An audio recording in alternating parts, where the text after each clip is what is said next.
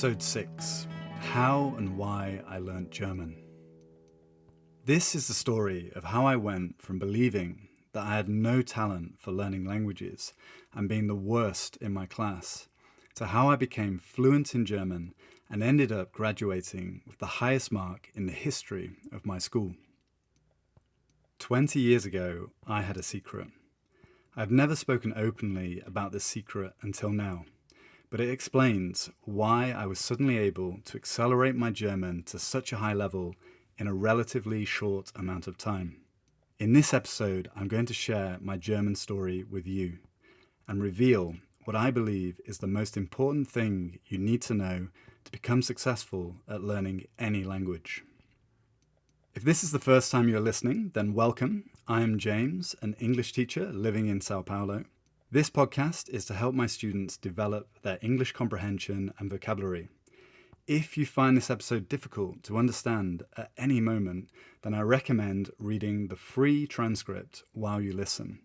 You can find it on my website at schoolofduda.com. I will begin this story by admitting that German was not actually the first foreign language that I attempted to learn. When I started high school at the age of 11, we were forced to learn French. I say forced because it was a compulsory lesson, and the experience was so terrible that it nearly put me off learning languages for life. Needless to say, today, sadly, I don't speak a word of French. Thankfully, in the second year of high school, we were also forced to learn German. But fortunately, with this language, things were different. One obvious explanation for why I connected more with German than French might be because English is a Germanic language. The closer the target language is to your native language, typically the easier it is to learn. Despite German's complicated grammar, English and German are considered 60% lexically similar, meaning that many of the words look related. One example is water in English. In German, Wasser. French, on the other hand, is a Romance language, so it is more distant from English, but closer to other Romance languages like Spanish, Portuguese, or Italian. This is why it is often much easier for a Spanish person to learn French than an English person. But I think the most important reason for why I liked German was my teachers. They were all really interesting people who were passionate about teaching. They made an effort to make the lessons fun and as close to real-life experiences as possible. My French teacher was the complete opposite. Every lesson, she made us copy words from a French textbook while she complained about our low test scores. In the third year, I was allowed to stop learning one language, so I dropped French. This was the first year that I went on the German school exchange. I was partnered with a German boy called Friedhof and spent 2 weeks living with his family in Kehl, a small German town next to the River Rhine. It was my first experience of Germany and I loved it. Each day we'd go visit a different historic German town. For some reason, the shops in Germany sold alcohol to us, despite the fact we were only 14 years old. So normally, by 10 a.m, my friends and I had already drunk a few beers and were having a great time walking around, speaking German to the locals, while trying to avoid being caught red-handed by our teachers. If someone catches you red-handed, it means they witnessed you in the act of breaking the rules or doing something wrong. My German host family were really nice, and although they all spoke perfect English, they were patient enough to let me try to speak German with them. This opportunity to speak with German natives gave me lots of confidence and motivation to keep learning. Each year I would return to the same family, and when I was 16, Fritjof's dad even got me a summer job in the steel factory where he worked. Working in a German steel factory was one of those very random but quite extraordinary experiences that life sometimes offers you. This immersion in German life improved my fluency and gave me some priceless stories, but perhaps these can wait for another episode. To graduate from high school in England, you must take the final GCSE exams. This stands for the General Certificate of Secondary Education. Some of the subjects are compulsory, like maths, science, and English, but some you are allowed to choose yourself. I told my German teacher that I wanted to choose German as one of my subjects. She seemed surprised and more or less advised me not to do it. She explained that normally only students from the higher level German class continued to GCSE level, not lower level students like me. On hearing this, my heart sank a little, but I had already decided that I was going to learn to speak German, and so I was not going to let anyone discourage me. I have this memory from when I was a little boy. I was in a cafe listening to a couple speaking a strange foreign language, and I thought that this was just the coolest thing in the world. They were like foreign spies, speaking in a secret coded language that nobody else could understand. It is embarrassing to admit this now, but this childish fantasy was the first seed for this idea planted in my head. For a young English boy who didn't know a single person who spoke a foreign language, this seemed like a magical ability to me, like having a superpower. Despite all my enthusiasm, perhaps the biggest obstacle were the limits I created in my own mind. At this time, I really believed that I had no talent for languages. I was in the top class for maths, and solving equations came easy to me. I had accepted that my brain was good at numbers, but not words. I was terrible at spelling, my writing was painful to read, and my knowledge of grammar was basically non-existent. I'm not joking when I say I didn't even know what a noun was until I started learning foreign languages. And just for the record, in case any of my private students are listening and they're getting worried, I do know a lot more grammar now, so don't worry. But I certainly didn't learn it at school. I just learnt it learning and teaching languages. Anyway, if you're in the lower class for English, they automatically put you in the lower level class for German, so that we don't slow down the students in the higher level classes. I guess it makes sense logically, but for me personally, it didn't feel very fair. I decided to take the matter into my own hands and found a private native German teacher to give me a lesson once a week after school. Gradually, I began to make some progress. When my teacher at school noticed, she moved me up to the higher level class in German. 2 years later, I received an A grade in my final exams, which in turn gave me the confidence to continue studying German at A level. These are the advanced level qualifications you need if you want to go to university. After you've finished high school at the age of 16, then you are free to get a job or continue your education at college level to study for your A level exams. So, from the age of 17 to 18, I studied maths, physics, design, and German A-levels. Studying foreign languages at this level was not a very popular thing to do in England, or at least it wasn't 20 years ago at my school. There just isn't the same culture for learning languages like there is in other European countries. Many British people think it is unnecessary because most of the rest of the world speak English anyway. This was reflected by the fact that there were only 4 students in my German A-level class. For me, this was actually a great thing. Our German teachers were able to give us a lot more attention. Classes for other, more popular subjects may have more than 15 or even 20 students. Despite all my efforts, when I began my German A-level, I was back to being the worst in the class again. There was one girl in the class who was very studious. She studied a lot and as a result was much better than me. The other 2 students were my friends, Chris and Stefan, who both had German mothers that had spoken the language with them since they were born. Obviously, they were miles better than me. I mean, much, much better. We spent the lessons chatting in German with our teachers. It was fun. Chris and Stefan enjoyed laughing at my terrible German pronunciation and my poor speaking skills in general, but I didn't mind. There was a great atmosphere in this classroom. and we all became very comfortable at making jokes at one another's expense. It was the perfect environment for making mistakes and learning. After college, I wanted to study architecture at Nottingham University, but to be accepted on this extremely competitive course, I would need an A grade for German. Currently, I was only predicted to get a C or perhaps a B grade at best. My chances were not looking good. I didn't know it, but something unexpected was about to happen. We were halfway through the first year when a new German assistant teacher introduced herself as Patricia.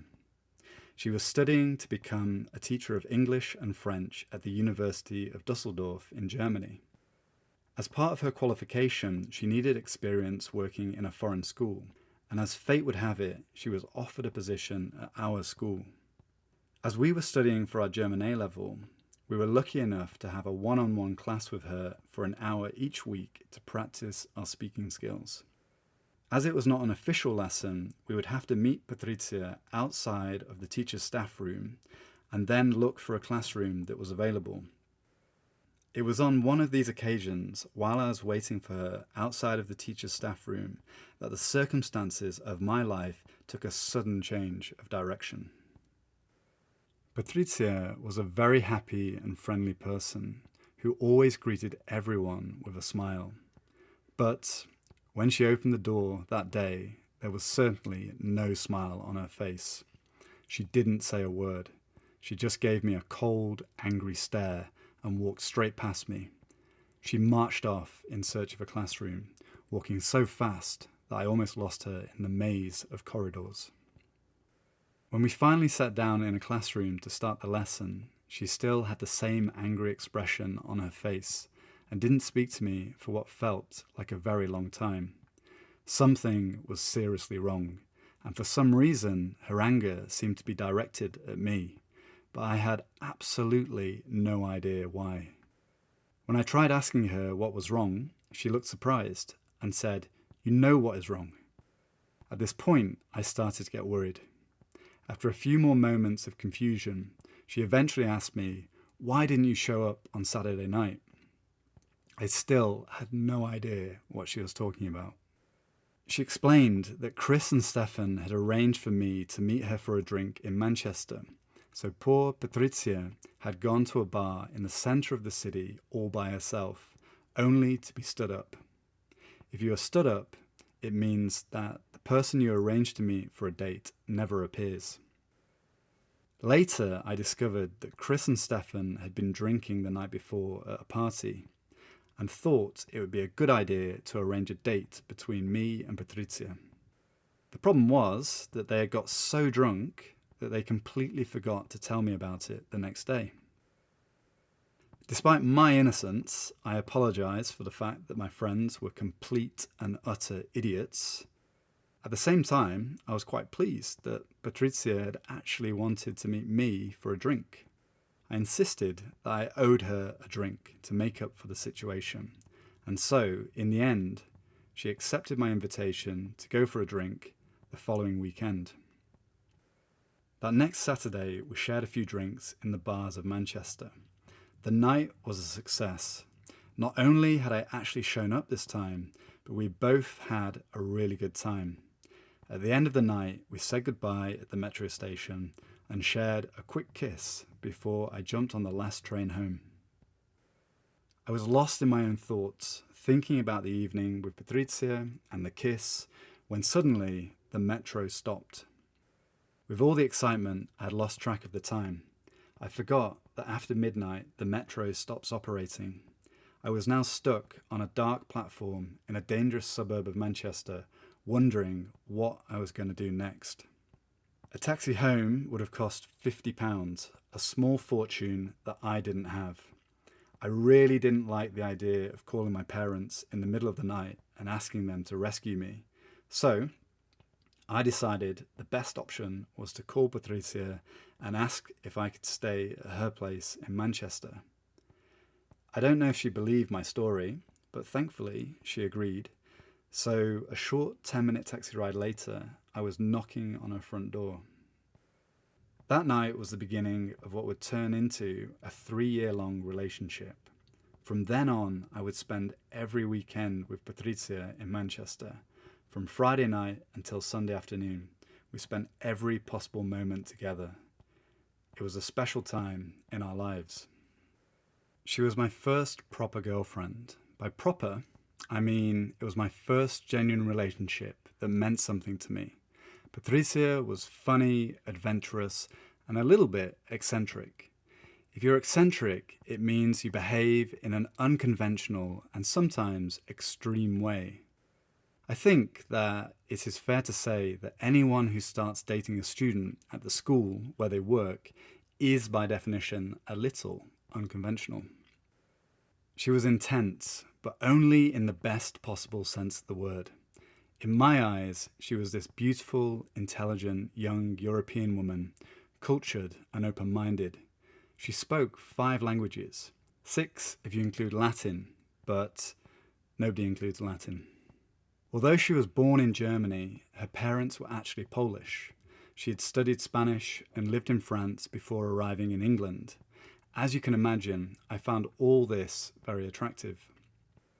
She made it her mission to help me improve my German, and so spoke to me in her native tongue for much of the time.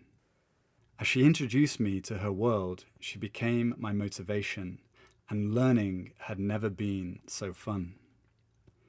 We agreed it would be best to keep our relationship a secret. In the beginning, only Chris and Stefan knew. Our relationship was something of a grey area. Were we actually breaking any rules? Would we get in trouble if anyone at the school found out?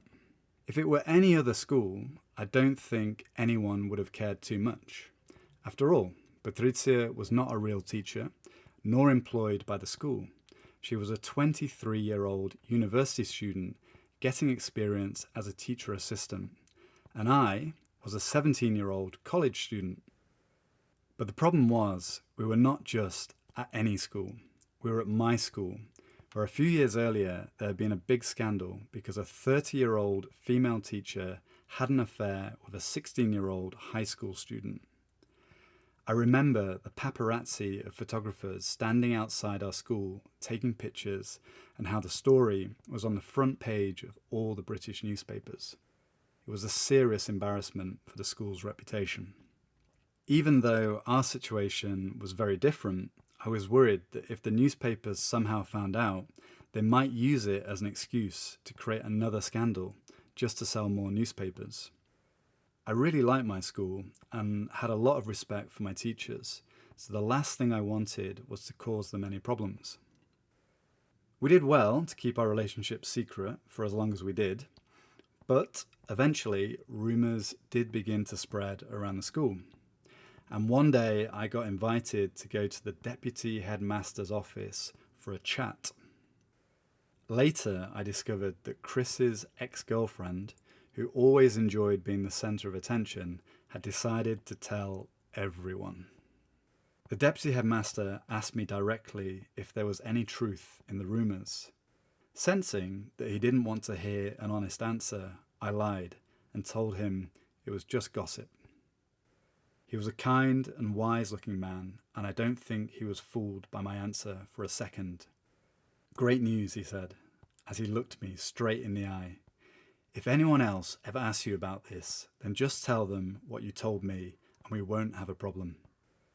Feeling very relieved, we exchanged smiles, and I disappeared out of his door as quickly as possible. After 1 year, Patrizia had to return to her university as her time at our school had come to an end, but our relationship did not. We used to joke that we were living the European dream, as every couple of weeks we would make the short flight over the sea to spend a weekend with each other. I'm happy to say that everything worked out well in the end. With Patrizia gone, I could focus on my final exams. On results day, I managed to get the A grades that I needed to study architecture at university. Not only this, but my German teachers were especially proud because apparently I'd achieved the highest result ever in the history of our school's German department. And the other surprise that day was that my half-German friends, Chris and Stefan, both missed out on getting an A grade for German. I don't like to let them forget about this, especially when we're in the pub and they are having a laugh at my expense. So, what then is the lesson from this story? And what do I believe is the most important thing you need to know to become successful at learning a language? I realized my childhood desire to speak in a foreign language, and in the process discovered that the idea that some people are not good at languages simply is not true. If I can become fluent in a foreign language, then anyone can. We all know this to be true, because we were all successful at becoming fluent in our native language. And essentially, the way our brain learns other languages is no different. I also discovered that love is an infinite resource that can empower us to achieve things that we didn't think were possible. Finding the right motivation is the most important thing you need when learning a language. No matter how challenging it is to learn or how long it takes, if you have the right motivation, then you'll always find a way to overcome any difficulty.